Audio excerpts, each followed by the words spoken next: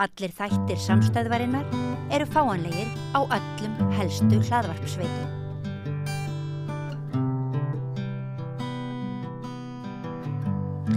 Komið sæl og verið velkomin í samræðu við rauðaborðið, eiginlega samræðuna. Svona á myrkum tímum, ég heiti Oddný Eir og komin með mjög góðan gest. Það Vilhjálmur Árnason,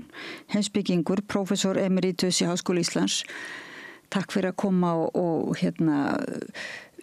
þér inn í samræðuna eiginlega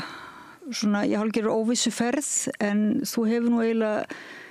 sjálfur talað mikið og skrifað samræðuna og siðfræði eða siðferði samræðunar og samræðuna sem eiginlega bara fyrirbæri sem kannski, ég veit ekki hvort margir átta sig á því hvað samræðan eins og þú hefur talað hana og kannski margir heimspekingar sérstakt fyrirbæri og kannski svolítið magnað, en leið það bara eitthvað þetta hversdagslega. Já, takk fyrir að bjóða mér. Já, ég tala samræðuna sem eiginlega bara veru hátt mannsins. Það við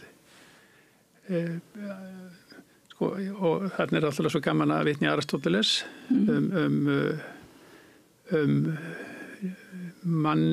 manneskjuna sem einu lífveruna sem gædd málhæfileika. Og málhæfileikan notar hann síðan til þess að skipa sínum málum réttlátlega ef vel tekst til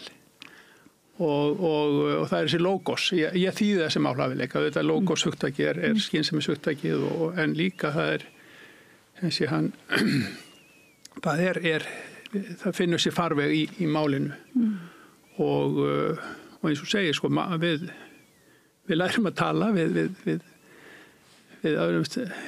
tilengum okkur sem sé málhæfi í uppeldi og félagsmótun og öðrum þetta rými í heiminum í víddum tungumálsins og með öllum þessum tíðum tungumálsins það eiginlega svo nátengt held í frelsinu og losa okkur úr viðjum helt náttúrulega þó við slítum þau þetta aldrei og síðan tölum við saman á margskonar hátt en það einhver held ég siðræn eða normatív hugmynd í samtalinu, ég tala þarna eiginlegt samtal, við þurfum að og þetta held ég þetta í rauninni gamla heimspeki hugmyndina vissuleyti, náttúrulega Sókrates var í samtalinu og sem verð þá að vísu oft í heimspekin eða oft svolítið þröngt séð sem svona rökræða. Ég hef viljað sjá það sem víðara. Ég held að samtalið bæði þetta rökræða þar sem við erum að láta reyna á réttmæti röksemda en líka hvernig við mætumst í umhyggju samskiptum, kærleika og eins og þetta svo skýrt held ég sem ég náttúrulega mikið skrifað svona fagstéttir, hjálparstéttirnar hvernig tölum við saman bæði til að upplýsa til þess að gera til dæmis sjúklingi kleift að taka upplýsta ákvörðun en leið að mæta honum að nærgætni og hlýju. Þannig þetta hvort tveggja. Svo líka valdið sem birtist í að tala niður og eða þegja eða vilja ekki svara og allt þetta. Það svo rosalega marga víddir þarna í samtalinu. Þú eiginlega hefur svona einmitt skrifað náttúrulega siðfræði lífs og dauða. Þú tókst náttúrulega þátt í að skrifa rannsóknarskýrsluna, siðfræði kaflan þar eftir hrunið. Þú hefur komið inn í rætt svona þessi stóru svið eiginlega á Íslandi, svona einmitt upp á líf og dauða og menntunina og líka bara í þínum skrifum það líka þessi kærleikur bara í samskiptum, foreldra og barna, kynjan, bara raunverulega samræðan í öllu sínu veldi og man bara að hugsa með sér núna þegar það svona þegar það alltaf svona ófremdar ástand og mikið ofbeldi, að því að þú lýsir því oft hvað það sem að hamlar þegar það ekki hlustað á sjúkling til þeim sem að segja sína sjúkrasögu þegar það forræðishyggjan tekur yfir eða þegar samræðin gerð að einhvers konar, hún smættu niður. Já. Og þá ekki, eins og þú segir, eiginleg samræði eða þessi hvað gerist þá eins og núna er hægt að ræða málin finnst þér svona, hvernig líður þér svona eftir að hafa eiginlega eitt lífið í að tala mátt samræðunar og hvernig líður þér svo þegar heims ástandið svona og Já, sko sérstaklega kannski tengið það við það að þú nefndir rannsóknarskýrsluna og hvernig ég skrifaði í stjórnmálaheimspeki og við tölum til dæmis hérna veiku innviði lýðræðisins í rannsóknarskýrslunni og í framhaldi af því mótaði ég rannsóknarverkefni íslenskt lýðræði og lögðum þar mikla áherslu á rökræðu lýðræði og svona röklegar stoðir lýðræðisins, rökræðu stoðir lýðræðisins og það má, svo orðið einhver þróun núna á síðustu kannski 10 árum þar sem að verðist eins og að sé bara skipulega grafið undan öllum þessum stoðum sem að hérna og bara öll þessi upplýsinga óreiða auðvitað og bergmálshellarnir og þessi gríðarlega manipulasjón, minnst alltaf svolítið auðvitað íslenska það orð, upplýsinga, þannig að lýðræði náttúrulega, margir hafa sagt hvað lýðræði sé í kreppu og sérstaklega auðvitað svona hugmyndir held ég, þetta verður svona eins konar brotlending hugmynda beint lýðræði því að það sem að borgarnir verða í rauninni bara mjög berskjaldaðir gagnvart þessari. Þannig að við þurfum þá frekar að hafa fólk í fullri vinnu, fulltrúalýðræðið reyndar held ég að það sé mjög sterk rök fyrir bara, og við getum alveg samhæft held ég rökræðu lýðræði vel öflugu fulltrúalýðræði og ég held að rökin fyrir því maður getur auðvitað sagt að skilyrði þess hafi veikst en leið kannski eflast nauðsynnin á því, sko, rökin fyrir því en það náttúrulega ein grundvallar forsenda sko allra samræðu og rökræðu auðvitað sko bara að maður getur treyst í að það sé ákveðin heilindi í samtalinu, sannleikur, það sé sagt satt, það þetta sem að hefur náttúrulega, það eitthvað nýtt að bara þjóðarleiðtoga bara farið með fleipur og ætlist raunverulega bara ekki að segja satt Þannig að þarna og svo auðvitað öll þessi tækni sem að gerir kleift að ráðskast með upplýsingar. Þannig að þarna sko leið og manni finnst að þarna sé hoggið að öllum svona samræðu skilyrðum, þá finnst mér ekki síður rétt að einblína á, þetta eflir bara nauðsynina á að við reynum að finna allar leiðir til þess að Já, ég man eftir að þú náttúrulega hefur kennt, þú náttúrulega mjög góður kennari, verið að segja, hlustendum og áhorfendum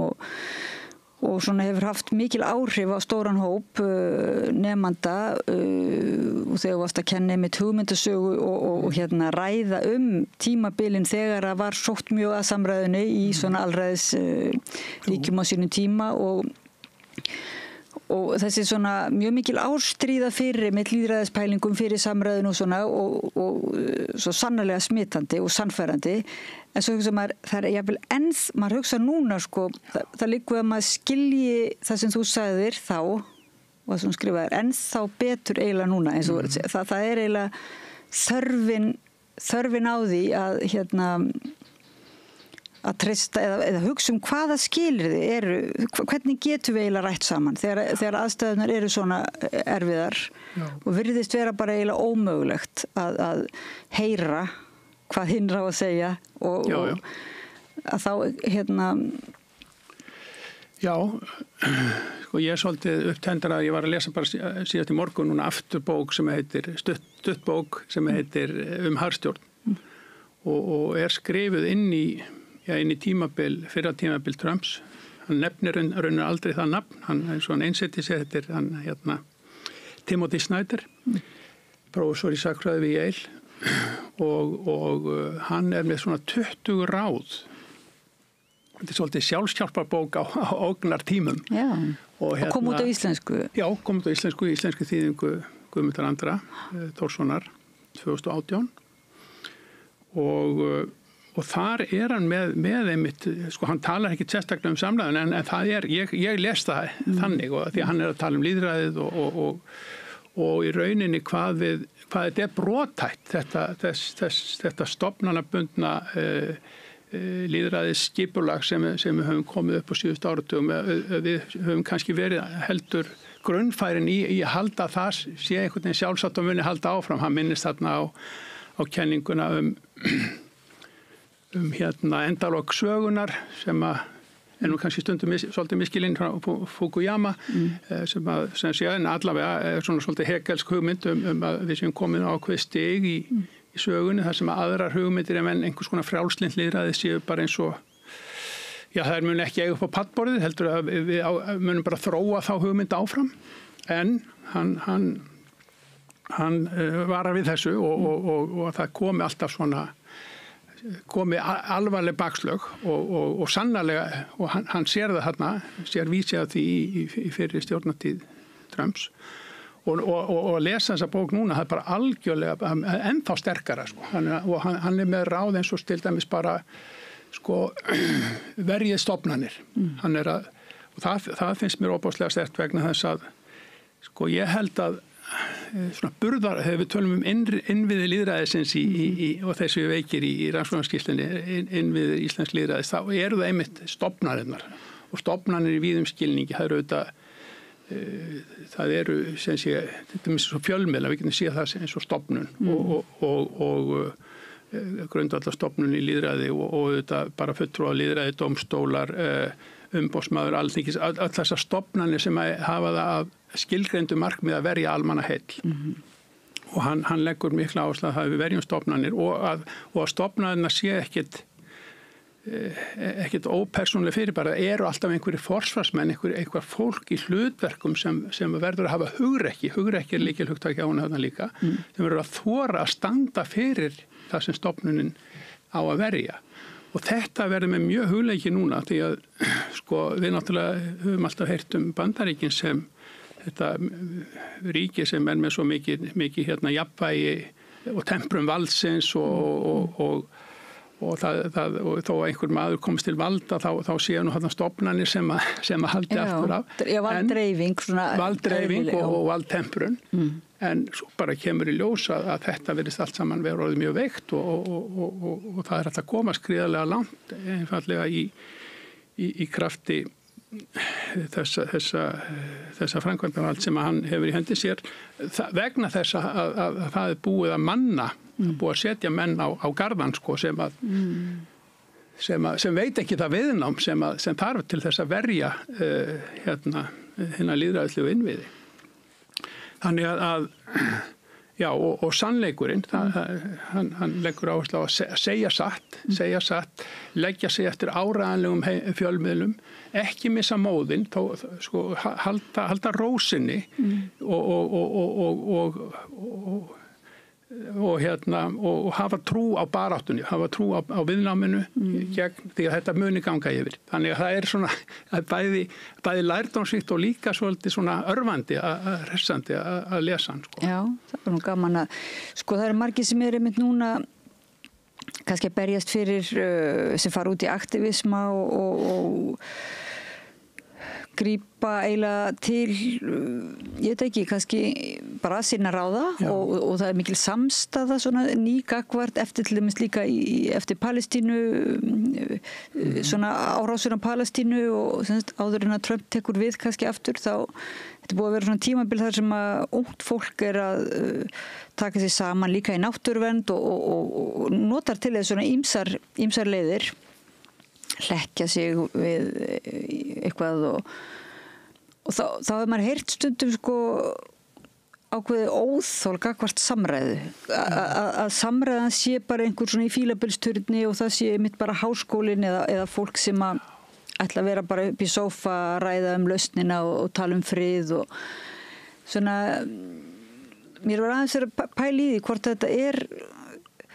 hefur þetta einhvern veginn þá tekist að sannfæra okkur það að það eiginlega borgir sér ekki að vera að ræða saman að það einhvern veginn skipti ekki máli? Sko, já, þetta er snúið vegna þess að sko samræðan náttúrulega, sko, hún nærist auðvitað á ákveðnum skilyrðum. Hún ekki bara þetta tveggja manna eða fleiri manna tal og rökstólum heldur. Hún þarf að í rauninni að festast eða forsendur hennar og skilyrði þurfa að bindast í stofnunum og festast í sessi þannig að við getum haft traust á því að samræðan skil einhverju og að það sé móttækileiki fyrir í samfélaginu þannig að þegar það brestur þá auðvitað sko þá ekki skrítið að komi svona einhvers konar kaldhæðnislega afstæða til samtalsins, tölum bara saman og eins og það leiði eitthvað og auðvitað leiðir, sko, samtal leiðir ekkert í sjálfu sér kannski vegna það þarf eitthvað fleira að koma til og þá bara mikilvægt og þá að baráttan eða aktivismin eða þessi viðleitni til þess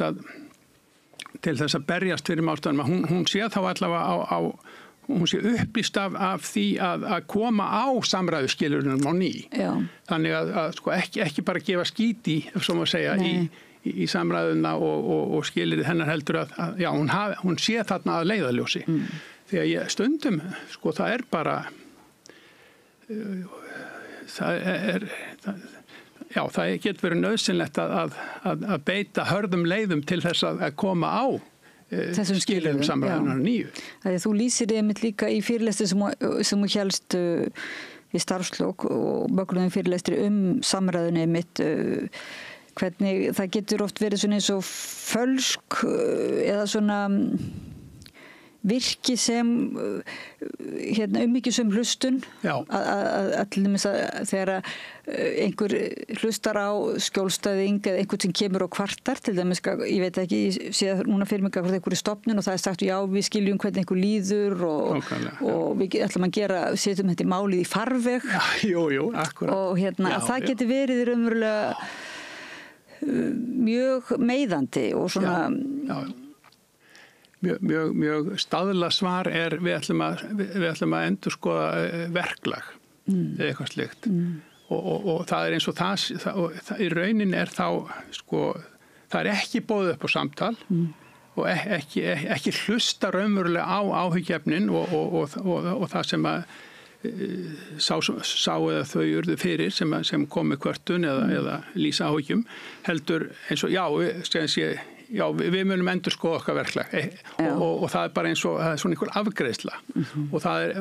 það sem ég var að tala með þetta þegar það þessi sko þessi þegar maður sko of fljótt segi ég skil nákvæmlega hvað það átt við og vegna þess að þá í stað þess að setja sér raunverulega í spor þess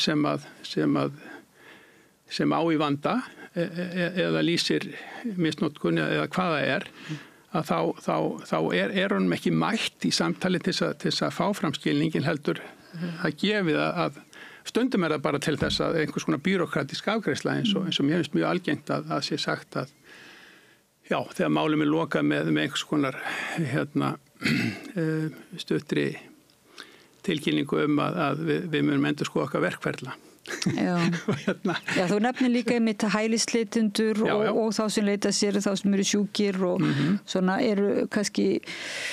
mega sín lítlýs að hafa jáfnvel ekki yfir þessum svona flottu orðræðu, búa ekki yfir þessum flottu orðræðu að það er auðvelt einhvern veginn að afgreiða þeirra mál með því að loka samræðu, einhvers konar gerfi samræðu eins og þú segir. Já, og við sjáum þetta líka bara í málum eins og húsnæðismálum eða þessi skipulagsmálum að sem talaður samráð við íbúa, að það sko, mér finnst það oft mjög yfirborðslegt og bara eins og eitthvað box sem tjekka, við erum búin að hafa samráð en samráðið hefur kannski ekki verið í fyrsta lagi alls ekki neinu raunverulegu samtalsformi eða á því stigi skipulagsins að íbúarnir geti haft raunverulega áhrif en þetta verður bara svona eins og svona eins og einhver svona tekklisti, við erum búin að hafa samráð. Og þú talar líka um að taka samtalið. Samtalið og þá það bara frá.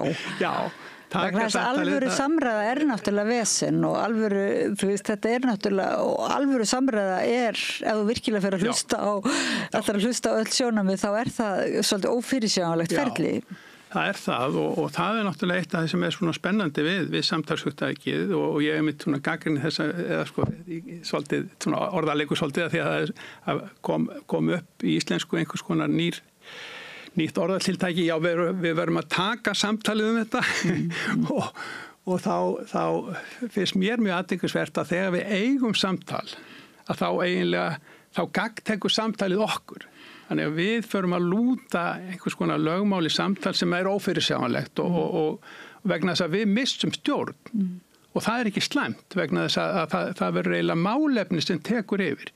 og við mætumst í málefninu og lýsum það upp og leiðum það til lykta með rökum. Þetta hljómar mjög vel og þetta er held ég góð hugsjón, góð viðmiðunar hugmynd og síðan eru alls konar kannski praktískir agnúar á framkvæmdinu oft. En þetta ég held að við eigum að hafa svona góð leiðarljós af hennum góða og og það sem gerist í þessu ef við virkilega bara mætumst í viðfangsefni og málefni í því skyni að lýsa það upp að þá gleymum við okkur svolítið, það er að segja við erum ekki bara einhvern veginn með einhverja hernaðarlist með eitthvað upp í ermin að reyna að ná einhverju fram heldur raunverulega lútum við samtalinu og leiðum það til lykta sem við náum sátt og þetta er svo andstæð, ef við tala samtíma núna og það sem að gerast í pólitíkinni, þetta er svo fjarri öllu. Það eru bara hérna einhverju valdamiklir aðilar sem eru strategist með hernaðarlist án þess að beita endilega hernaðartækjum. Bara hernaðarlist er svona hugtak einmitt í samræðusiðfræði þar sem maður er bara með eitthvað upp í erminu og er að reyna að ná því fram með öllum ráðum og allt samtal eða allt tal beinist er bara strategist, lítur þessu markmiði að ná því fram yfirleitt í krafti valds og auðs. Já. Og hvernig getur samræðu unnandinn brugðist við svona aðstæðum? Já. Það er svolítið stór spurning og svolítið svona krefjandi spurning núna. Ég myndi ekki bara svona fræðileg pæling. Maður upplifir einmitt að það að koma á aðstæðum til samræðina að þessu dagi sé svo róttækt eiginlega skref að maður eiginlega bara sér ekki hvernig það bara er hægt. Nei, eitt er til dæmis og eitt þetta mér aftur í hug Snæder í harstjórn, hann talar það hvernig þetta er bara klassísk hugmynd að vissuleyti að hinn ágengi, hinn freki, hinn valdasækni, hann fær engu áorka nema með hjálp okkar hinna. Og það er náttúrulega eitt sem að þau valda fólk í vestrænum ríkjum sem að telja sig vera að berjast fyrir ég skulle segja einhvers konar skipulagi sem að við höfum byggt upp frá seinna stríði með svona lýðræðislegar hugmyndir og að baki og er raunverulega eitthvað til í það er þarna einhver grundvallar hugmynd sem við erum auðvitað alltaf síðan að reyna eða það er hugmynd sem er samt sem áður alltaf verið að vinna að útfæra og auðvitað mjög broguð líka í framkvæmd. En þá er svo mikilvægt að þessir aðilar sé ekki að beygja sig í duftið fyrir gerræðinu vegna þess að þegar gerræði skapar svo mikinn ótta og þá fara allir eða mjög margir að einhvern veginn að geðjast og greiða fyrir valdinu og í staðis að myndugleika að mæta því kurteislega en af ákveðni til þess að vinna þessum hugsjónum framgang. Þetta er náttúrulega þá má fólk ekki vera í svokallari meðvirkni. Nei, maður sér meðvirkni með valdinu. Og síðan kannski þessi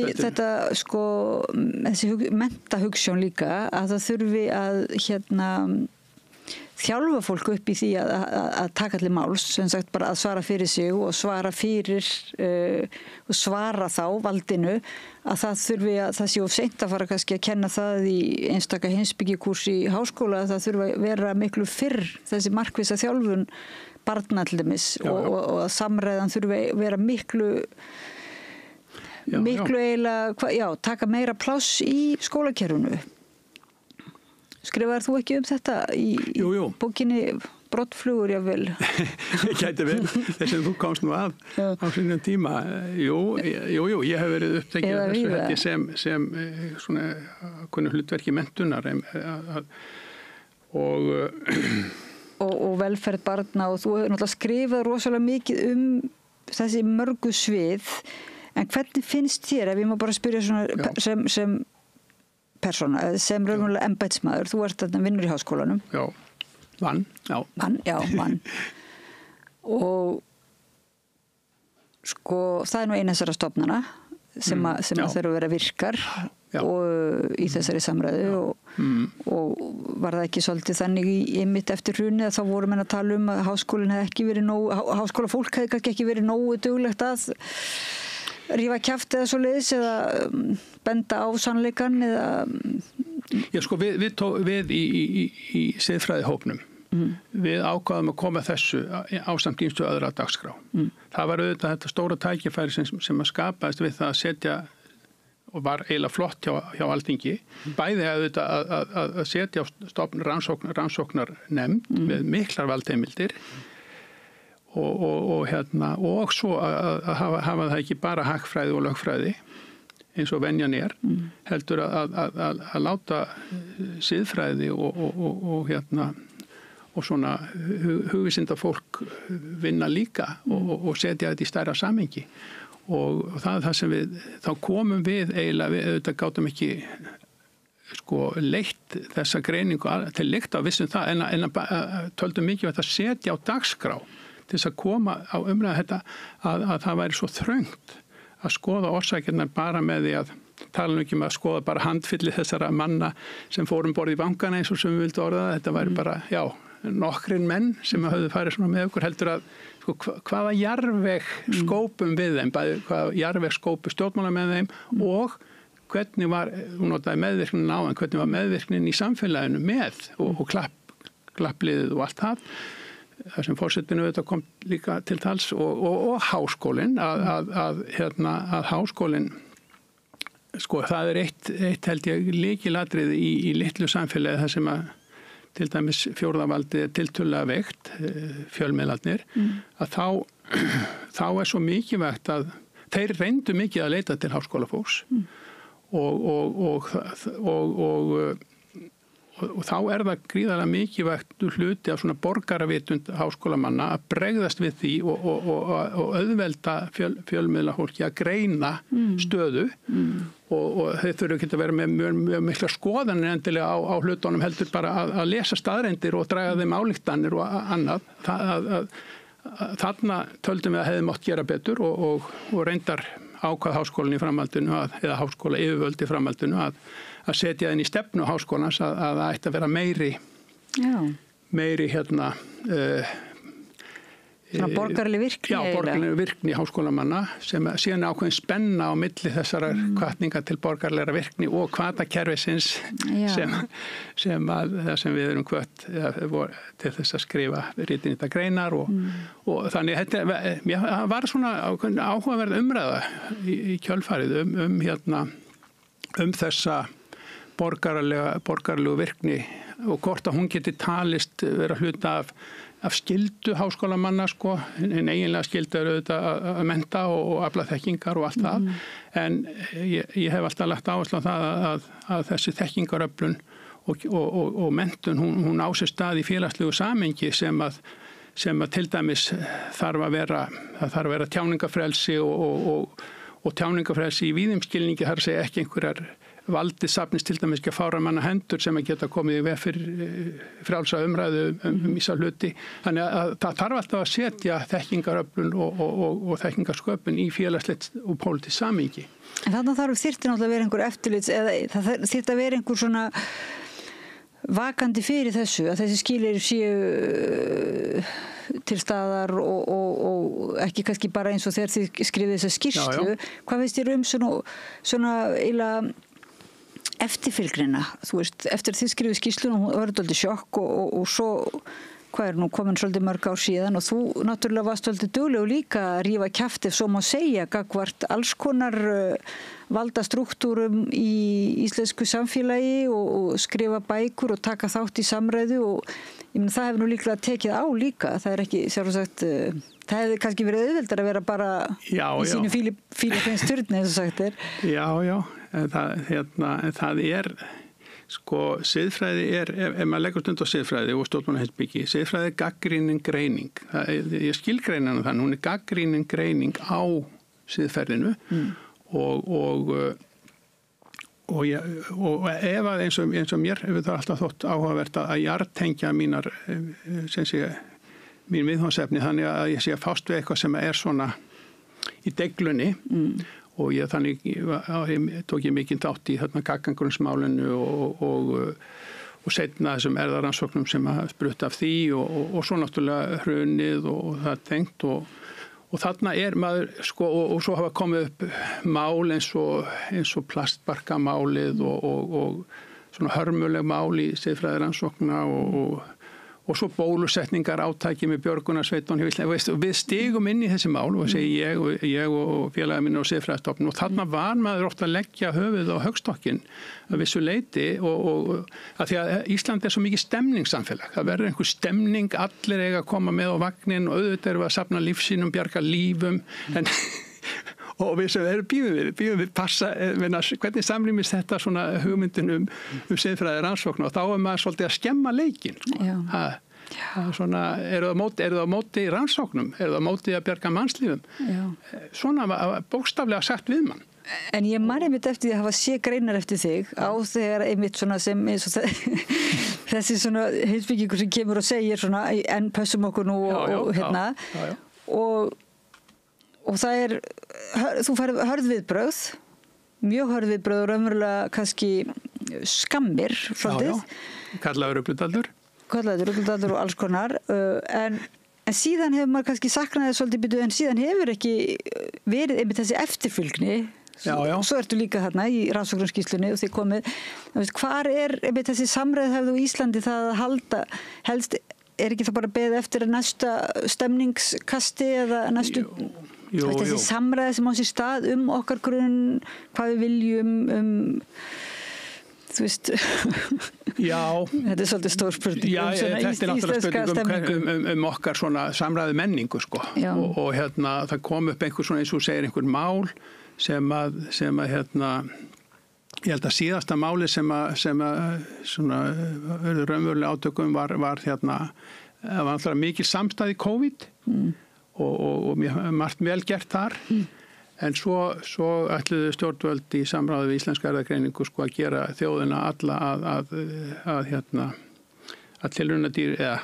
orða þetta svolítið sterkt að tilrauna þýði skulum við segja, þannig að nota bara það orð bóluefni frá Pfizer maður þetta þessu, öll þjóðin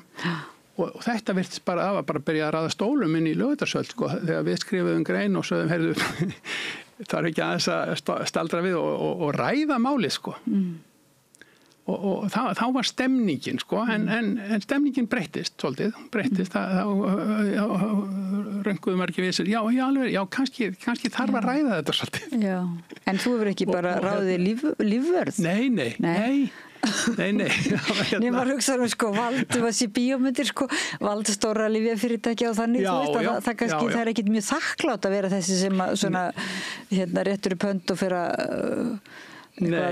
tala upplýst samþykki og lýðræði Já, akkurat og siðferðislega rétt Ég hef alltaf held ég sko þó að maður hafi þurft að ganga inn í svona hluti og reynt að leggja til að við þurfum nú að ég hef reynt að gæta hófs samt sem áður í orðfæri og slíku sko því að það náttúrulega mjög sko vinsælt að reiða hátt til högs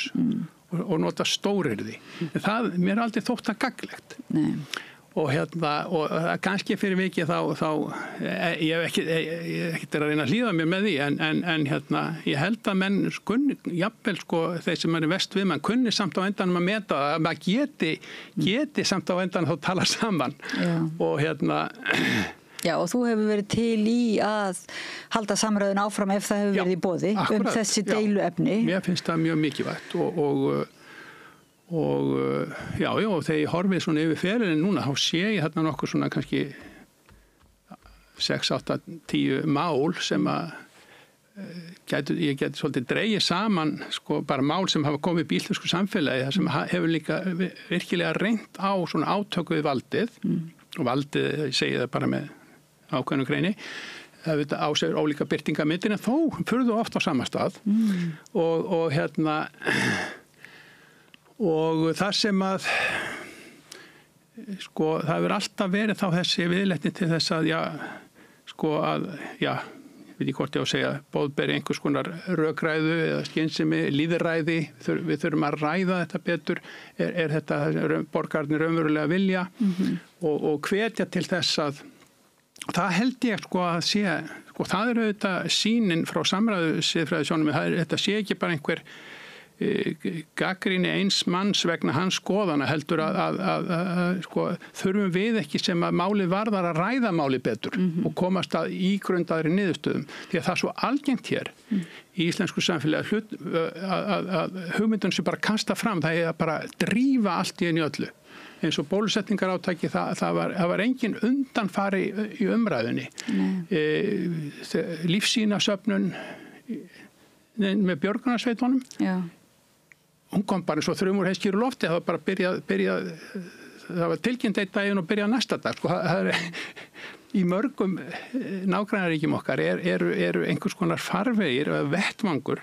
til þess að ræða hluti áður en byrjaðar á einhverju svona en ég held að við teljum okkur að þetta kosta á Íslandi að drífi hlutum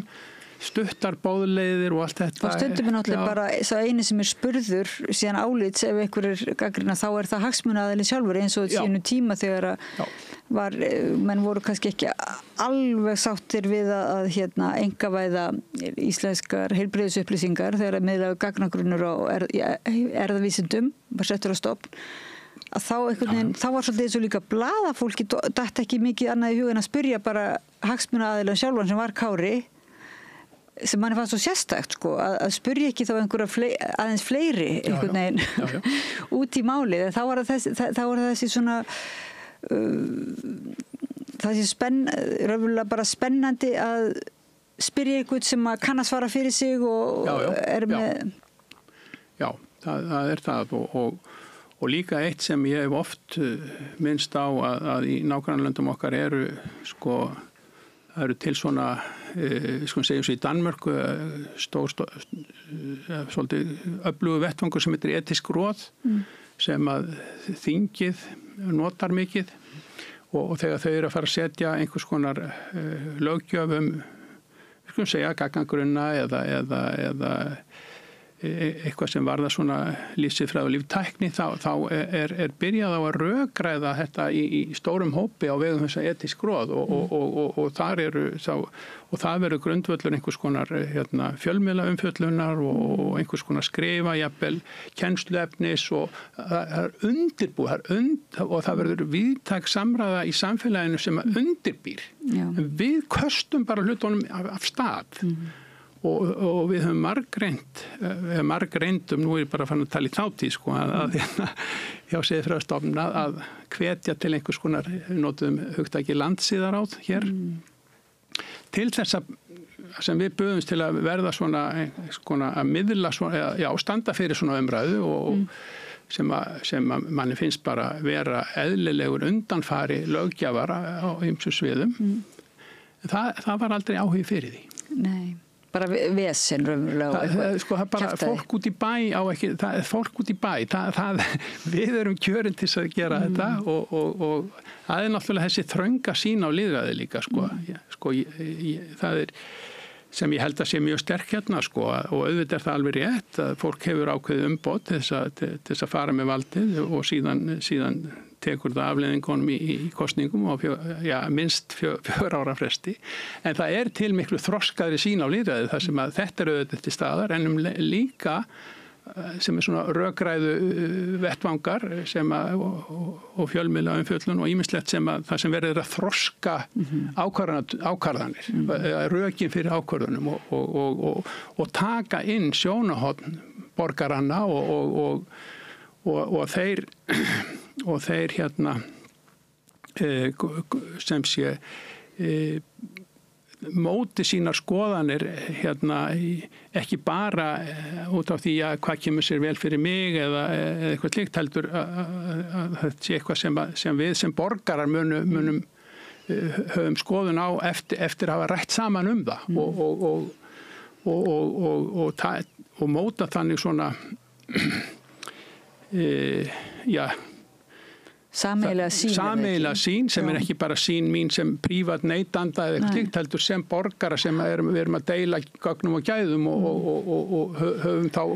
lagt okkur eftir sjónarmiðum annarra borgara. Og einhver sín á hvert við sem samfélag viljum stefna á svoleið sem við talaðum á tyllidögum svona, hvert við sem samfélag viljum stefna. Já, talaðum á tyllidögum og En svo þetta neyðarástand sko, þegar það krísa og þegar það einmitt yfirvofandi einhverjar vírusapestir eða stríð eins og núna allir bara stór aukin útlát til stríðsreksturs, kannski á þess að þjóðin sé spurð ráða eða það mikil umræða sko og þannig að það hvenær eigum við svona að vera hlýðin og skilja það að nú sé ekki tími til að ræða málin, svona eins og börn bara, nú ekki tími til að við erum að drífa okkur og nú neyðarástand og nú getum þú ekki farið eitthvað heimspekingur ætla að ræða málin, nú þetta bara på líf og dauða. Já. En þú segir siðfræði lífs og dauða, þannig að það líka på líf og dauða að ræða málin. Já. Akkurat, og þetta einmitt eitt af því sem svo ég vitni nú enn í Timothy Snyder í bókinum Harðstjórn. Hann rekur það hvernig hugmyndir undantekningar ástand og neyðar ástand hefur verið misnotað einmitt í þessu skyni og jafnvel skapað neyðar ástand. Hann nefnir sko brunan á Þinghúsinu í Berlín, Reichstag í tilfelli Hitlers og hvort að það var, á þess að þessi vitað nákvæmlega hvernig þá bruni bara að en hann var notað sannarlega og þannig að það og undantekningar ástandi felur í sér að það sé kippt sko undan einmitt eins og nefndir sko rökunum fyrir því að ræða málin og ígrunda þau vegna þess að það verði bara. Hér hefur oft verið sagt á Íslandi í miklu minnar í húi og mér er þetta svolítið fyndið við séum að missa lestinni, við höfum ekki tíma til að ræða, ég man þegar að gagnangrunsmáli það þetta kæra það áfram annars myndum við missa af lestinni, það er svo merkildi í þessu lestalösa landi að við séum með svona mikla líkingu lestin og við missum að lestin ef við bara drífum ekki í þessu sko og nú alltaf eitthvað að koma upp að allir við missum ekki loðnuna frá okkur ef við förum ekki að veiða hnúfubak þannig að sko og það er engin sko það vantar samráði vístasamfélagið og að koma upp svona hugmyndir á. Það er ákveðin valdníðsla búin að eiga sér stað eða svona virðist mann eins og til dæmis líka í varandi náttúruvernd og annað að það er svona merkilegt hvað stjórnvöld sko leyfa sér að vera í litlum tengslum við sko nýjustu rannsóknir og svona, Já, og það er eitt af það sem hefur verið eitt af það sem hefur grafið undan skilyrðum rökræðunar og er kannski eitt af það sem er ógnvænlegast við það sem hefur verið að gerast í Vestanhafs er einmitt sko grafið undan trúverðuleika vísinda og rannsókna og nú er náttúrulega farið að beita bara pólitík í því að draga úr styrkjum til í refsiskyni hvert háskólum og rannsóknastofnunum. Og það er auðvitað sko sannleikurinn og þá meina ég ekki sannleikurinn einhverjum frumspekilegum stórum skilningi heldur bara að hafa það sem sannara reynist á grundvelli bestu raka og gagna. Það er á undanhaldi og það er auðvitað rosalegt skref í svona miðað við þá vegferð sem við höfum verið á síðustu áratugum. Hefur þú getað ímyndaði bara að upplifa annaðis? Nei, það er ótrúlegt bakslag og og svona frá sjónarhóli samræðusiðfræðin að kippir auðvitað einnig grundvallar stóðinni undan því að við getum átt eiginlegt samtal ef rangar, já, ef við höfum ekki eins og sko réttar uppsingar eða leiðir til að afla þeirra. En þú sagðir áðan að það var fyrir oft sem að kemur frá sama stað svona ákveðin, hvað er það, hótun eða valdhótun, má einhver spyrja hvaða staður það er? Já, sko, ef ég, það var nú bara sko í mínu, að ég hef náttúrulega verið á ákveðnu sviði, sko, kannski meira en öðru, og þegar ég er að horfa svona yfir minn feril, sko, og sjá hvar mín átök hafa verið, að þá hefur það náttúrulega verið mjög oft gegn, fyrirtæki sem stundar eðaransóknir. Já. Og þó að ég hafi yfirleitt alltaf lagt áherslu á það alveg frá upphafi, til dæmis þegar gagnangrunsmáli kom upp, sko, þá sagði ég, sko, gagnrýni okkar á ekki að beinast gegn fyrirtækinu, heldur gegn stjórnvöldum sem eru að halda á málinu og þannig að mér finnst það líka, og þetta var eins með það var alveg sami málflutningur sambandi við hrunið. Já, hrunið líka. Já, því að sko ekki bara gagnrýna bankamennina og fjármálakerfi, það voru stjórnmálamenn sem bjuggu til leikreglurnar og sköpu vettvanginn. Þannig að þetta sem er svo, sko, það er svo mikilvægt, það er svo auðvelt stundum að skauta framhjá og þá verða stjórnmálin stikkfrí og þau auðvitað fagna þessu því að þau vilja bara skilja. Já, þetta voru nokkri bankamenn sem sett okkur á hausinn eða ef að illa fer sem það hefur nú ekki gert með náttúrulega bara blómstrandi fyrirtæki að þó að margt sé umdeinanlegt sem í orðræðunni, það er orðræðan sem er oft svo, það er þetta sem kallað er sem sé loforða og bara skrum hreinlega oft sko vegna það er í staðis að segja einfallega satt það sé nú hægt að mögulegt að rannsóknirna færi okkur til dæmis lækningu á sjaldgæfum sjúkdómum sem allir myndir nú fagna, þá er kannski tala bara beint, við þurfum að bjarga mannslífum við eitthvað slíkt, það er svona sko, og hver vill það ekki og ef maður gagnrýnir þá er maður á móti að bjarga mannslífum, þú veist, þetta er svo það er svona orðræðar sem er bara. En þú hefur þá eiginlega persónulega orðið fyrir því sem er merkileg reynsla að hafa eiginlega persónulega orðið fyrir því að já, svona má segja hálfgerð þöggunar tilburðir sko, sem að kannski getur þá skilið betur svona kerfi eða ég voru að segja vitnaði Snæder og núna Trump, þessar stofnanir sem eru svona veikar að þá er eiginlega búið að veikja, það er búið einhvern veginn að annarkvort að hóta eða þagga í eða kalla til bara já fólk og líklega hafa nú ýmsir verið sko reknir úr embættum í Bandaríkjunum til þess að auðvelda og það er á sér stað núna. Það á sér stað núna, já. Á sér stað núna og sko ég held að ég held að þöggunin sko sem betur fer í íslensku samhengi, ég held að það sé meiri hætta á sjálfsritskoðun heldur en sko að maður sæti einhverju refsingu eða maður kannski kallar einhverjum millum nöfnum en og ég held að ef ég skoði eigin barm eða þó sérstaklega svona með aldrinum þá sé mér hættara við sjálfsritskoðun heldur en öðru sko, það er að segja að já, maður getur orðið bara þreyttur á að ég nenni ekki að stíga inn í þetta því að það er líka eitt sem gerist hér ef að menn, og nú ég ekki að tala sjálf mig, kannski einhverju aðri sem að ef við stíga ítrekkað inn með gagnrýni þá verða það stimplaði sem kverúlandar og ekki lengur marktækir þannig að maður þarf að passa sig hversu oft maður kemur inn með gagnrýni þetta er eitt sem maður hefur lærir að annars, það er alls konar svona til snúið svona, já, finna hvernig á til að koma þessum aðstæðum á þessum samræðaðstæðum en þú trúir ennþá á mátt samræðunar eða hvað? Já, og sko mér og í þau skipti sem ég hef sko, ef maður er bara sko bara við sama borð og manneskja sem vill ekki eða taki þátt í samræðunni eða notar orðfæri sem að eyðileggur samræðuna, þá er langbest að mæta henni beint sko og segja er mikið leitt að þú talir svona við okkur eða eitthvað, heldur ekki bara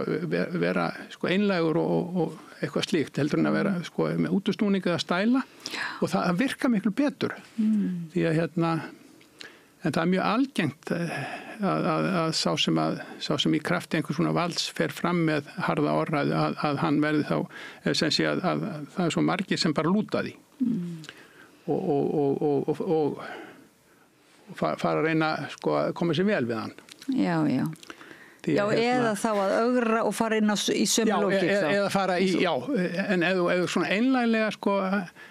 bara stjáir eiginlega bara tilfinningarlega þetta mér er misbóðið ef þú svarar svona og getum við ekki bara tala saman það afvopnar miklu frekar vegna þess að þá þetta mæta manni öðru vísi sko. Þannig okkur er nú eiginlega það er svolítið áskorun fyrir okkur núna að afvopna það er svo mikil vopnavæðing að það er og það er þá einlægnin og einlægur eiginlega samræðu vilji svona sem að ég ætla ekki að smætta þá til í lokvitað og hversu grunnfærin, hversu næf er maður þá talin vera sko, ef þú ætlar að mæta sko, hefði maður átt að ráðleggja Selinski að segja akkur talið svona við mig strákar, akkur er ekki einlægir eða þú veist það er svona, þegar þú mætir bara grímulausu valdinu með Það er náttúrulega líka sem margir að segja núna, kannski margir Íslendingar bara óska þess að við getum verið staður friðarviðræðina og friðar en að við getum einhvern veginn ekki leyft okkur það vegna þess að við munum ekki komast upp með það, þess að það sé bara næva og barnalegt að vera eitthvað tala frið sko. Mér hefur reyndist fundist það frá upphafi eftir að innrásin var gerð í Úkraínu að friðar einhvern veginn boðskapur og friðar viðleitni eða vilji, hann hefur ekki átt upp á pallborðið. Nei. Og mér finnst það að hafa verið gríðarleg vonbrigði og meira segja hjá náttúrulega þjóðins og þjóðverjum sko, sem að bara ætluðu sér alls ekkert að viðbúast og svo bara var farið að keyra þá átt og hvernig því var vissulítið fagnað fannst mér allt á víða sko en ég veit að það er ekki auðvelt að vera friðarsinni en það er líka sko það er líka sagt nú er maður hægt að sér auðvitað inn á hluti sem að sko, mér hefur fundist að vera allt of mikil sko menn vera of reiðubúnir að trúa því að ef Putin er ekki stöðvaður af hörku og helst sigraður þá mun hann bara halda áfram og taka Eystrasaltslöndin, Pól mér finnst það svo sjálfkrafa einhvern veginn rök í þessa veru sem ég get ekki fallist á sko, sjálfkrafa er raunverulega rök með ofbeldi það er alveg rétt, þau eru orðin bara svona yfir, hafa tekið yfir en þá má nú hugsa til og er maður þá bara næv ef maður segir nei, ég hef ekki trú á því að geta hann ekki látið staðanum við þarna og þetta eru sérstakar aðstæður Rússum var ögrað þarna og allt þetta og þá kannski orðin bara talsmaður Putin. En þá er náttúrulega líka hægt að tala sko, ég veit það, og það er einmitt þessi polarisering sem talaði að þú getur ekki einmitt aðeins sett upp eitt spurningamerki, þá ertu komin í hitliðið eða... Já, og þetta er náttúrulega eitt af þessum eyðileggur samræður. Það er engin samræðu vilji þarna, fúsleiki einhvern veginn til að mæta hinum og reyna, heldur hann er skilgreindur sem andstæðingur eða settur sjálfkrafi í einhvern kassa sem að þú ert búin að skilgreina þannig að þú farið þetta er eiginlega hluti af því sem við vorum að tala um áðan sko, að þú mætir vilt ekki mætast raunverulega í samtali og reyna að ljúka upp málefninu jafnvel bara til þess að skilja ágreiningin heldur er strax að það er að lokað á hann þannig að við erum bara við erum bara sett í kassana sko og stimpluð og svo náttúrulega getur maður líka að segja sko ég bara, veist, þetta flókið, þetta stórt, ég skil þetta ekki en mér hefur fundist talsmenn bæði okkar og margra í Evrópu vera alltaf herskáir sko. Já, mér hefur fundist það líka, mér finnst það bara svo já, aftur þetta að friður og samræða og sé einhvers konar sem bara heyrir fortíðinni til og að það sé ekki tímabært núna þar sem sé þetta neyðarástand. Það minnir mann á þessar pælingar hvernig er þetta réttlæta. Undantekningarástand. En svo hugsa maður líka þetta mátt, þetta er ekki bara næf afstæð heldur einmitt í Þýskalandi, Hitlers, að þá voru náttúrulega þeir sem voru bara að ræða málin voru ekki með ofbeldi að þeir voru nú samt taldir vera hættulegastir, jáfnvel hættulegar en þeir sem voru með vopn og voru gert mjög mikið úr því að þakka að vísa þeim úr landi og svoleiðis. Þannig einhver máttur er nú í orðunum. Já. En samræðu okkar er nú... Það er máttur sem að, en leið líka þeir sem kannski voru, það er líka þessi hörmulegu fordæmi kannski einhvers konar óraunsæs velvilja og vantrúar á ílskuna sem var í nasismannum og Hitler á sínum tíma að láta það ekki endurtaka sig sko, því að það er óneintanlega grímulaus ilska í gangi líka þó að ég sé alltaf mjög skeptískur á að persónugera ílskuna vegna þess að þó að einu manni sér upp úr vegi þá er einhver jarðvegur þarna til staðar sem hefur komið honum á þann stað sem hann er og sá jarðvegur stendur eftir og finnur sér sennilega nýjan holdgerving. En í samræðu náttúrulega eins og þú ert að tala um svona alvöru samræðu þá er ekkert verið eitthvað bara babla eitthvað. Það er alvöru samræðu þar sem að sannleikurinn, hinn harði sannleikur bara er dregin í ljós og það er ekkert endilega bara einhver ævintýra samræða. Nei, það er rétt. En svo er sko, málið er í eðli sínu sko flókið og þannig að sannleikurinn þarna er sko það er engin handamanns þarna en hins vegar er leiðarljósið friður og allir sennilega taka undir það en ræða kannski ekki að nógu miklum heilindum og alvöru leiðina að því. Vilhjálmur Árnason, prófessor emeritus í heimspeki Háskóla Íslands, kæra þakki fyrir að koma að rauðaborðinu og ræðum samræðu, frið. Kæra þakkir, sömuleiðis. Þakka hlustendum áhorfendum fyrir að vera með okkur í þessari samræðu og Laufey Líndal Ólafsdóttur fyrir að varpa henni yfir til ykkar og við höldum áfram eftir smá frímínútur hérna við rauðaborðið. Takk. Allt það besta er ókeypis. Fáðu þér vatn að drekka. Samstöðin þar sem manneskjurnar koma saman.